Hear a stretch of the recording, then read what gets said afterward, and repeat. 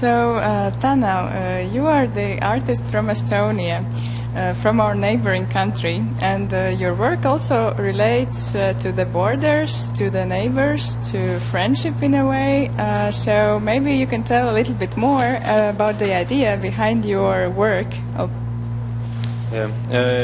My work is based on actually the question whether it is possible anymore to speak about Eastern Europe within neoliberal global capitalism where there is no borders, where there is free capital going cross-border between East and West and elsewhere.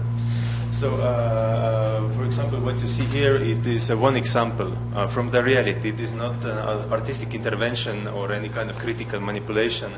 But this is regular McDonald's advertising banner on the border between Latvia and Estonia.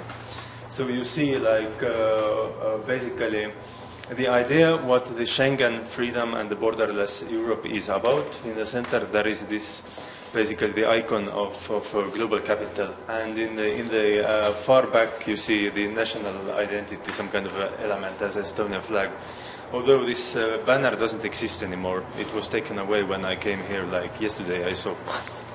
And within this situation, I made this work. I made 1 year ago, almost.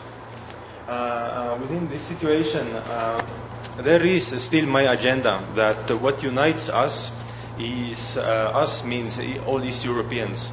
Is a row of symptoms that are in every country and every region of Eastern Europe so similar, and they are all based on post-socialist transformation. And this is something that should unite us, and this is something by which we also overcome nationalism and racism within every East European country. So it is this kind of friendship between Eastern European nations that you propose? Not really nations, but it is friendship between East Europeans who actually need to get rid of nations and nation-state concept. Because nation-state concept is a Western concept. When nation-state concept was adopted by post-colonial African countries, we all know what happened there.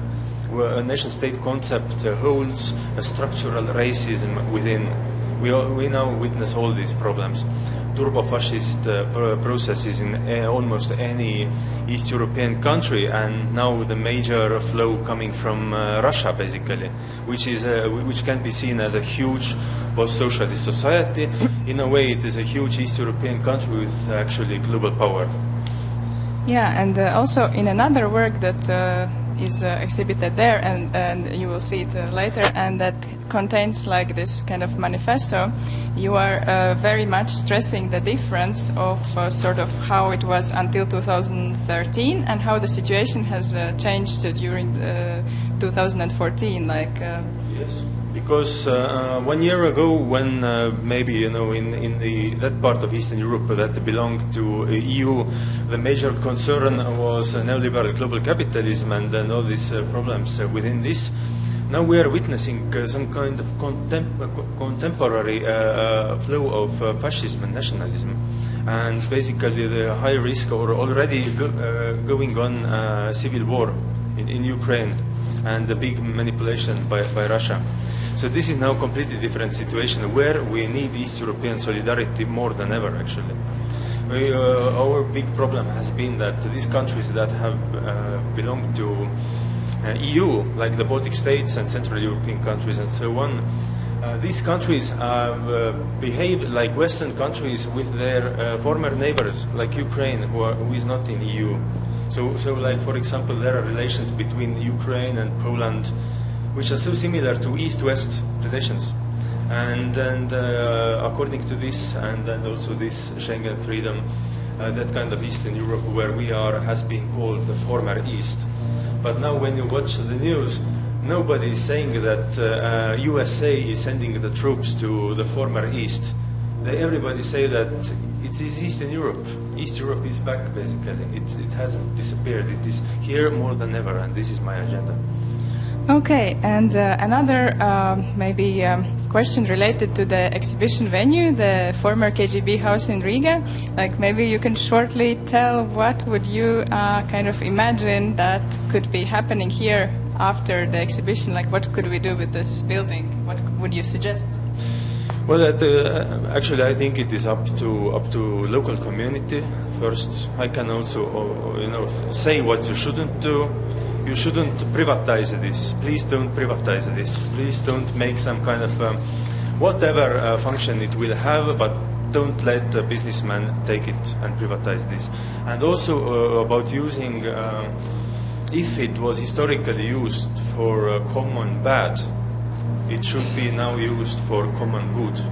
This is the other thing I would like to say, and these are my thoughts. Whatever the good is, but it is up to the community to set.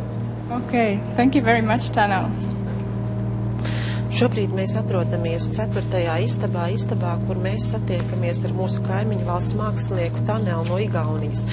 Viņš pārstāv kaimiņu zemi un tieši mūsu šīs savstarpējās robežas un savstarpējā draudzība, kas ir starp mūsu zemēm, arī raksturo šo darbu.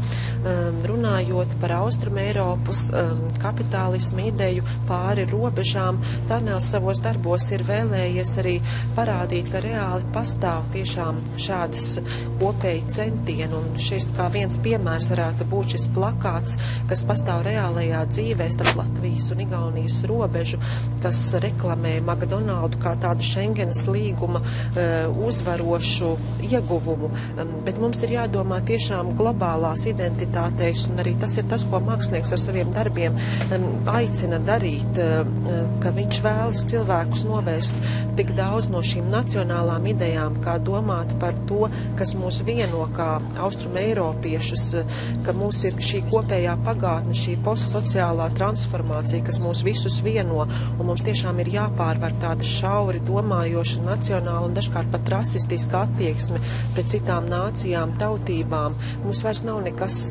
jādala savā starpā. Mēs esam redzējuši, ko vēsturiski šāda ļoti konservatīva, nacionalistiska, pat fašistiska attieksme ir darījusi cilvēkiem. Un, protams, ir šīs atšķirības, kas eksistē līdz 2013. gadam un kā viņš lietas redz šobrīd.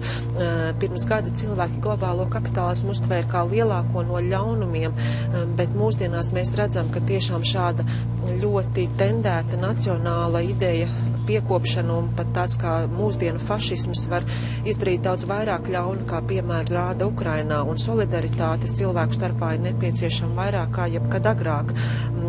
Ļoti būtiski arī būtu tas, ko mēs ar šo ēku, šo stūra māju daram nākotnē. Protams, mākslinieks uzskata, ka tas ir mūsu sabiedrības lēmums, kas ir jāpieņem mums pašiem, kā mēs to vēlamies izmantot nākotnē, bet viņš būtiski vēlētos teikt, ko mums nevajadzētu ar to darīt. Proti, mums nekad nevajadzētu ļaut šo ēku privatizēt, jo tā ir tiešām bijusi kā vēsturiska liecība, un ja agrāk tā ir bijusi kā tāda kopēja sabiedrības ļaunuma iemiesojums, tad tagad mums vajadzētu darīt visu, lai tā nākotnē iemiesotu šo kopējo pozitīvo un kopējo labo domu, lai arī kāda tā būtu pēc mūsu izvēles.